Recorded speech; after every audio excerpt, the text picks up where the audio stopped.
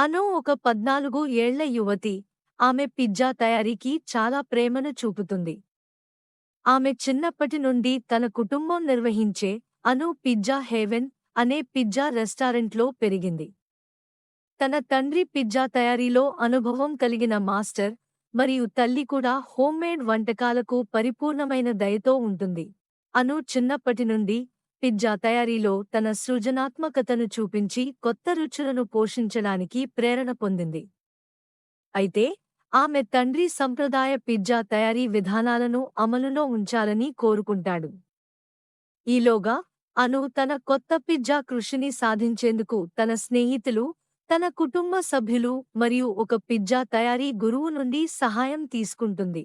అను తన కొత్త మరియు వినూత్న పిజ్జా కేటగిరీలో కొన్ని పరీక్షలను చేస్తుంది, మరియు అందుకు పరిణామంగా తన స్వంత శైలి అంగీకారాన్ని సాధించగలుగుతుంది.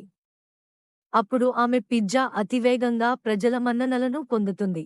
కావున, అను తన చిన్న పిజ్జా హోటల్ నుండి పెద్ద పెద్ద హోట్లలో ప్రయాణం ప్రారంభించి, తన తండ్రి మరియు తల్లి మార్గదర్శకత్వంలో అనేక కొత్త ఆలోచనలతో పిజ్జాను ప్రపంచానికి పరిచయం చేస్తుంది.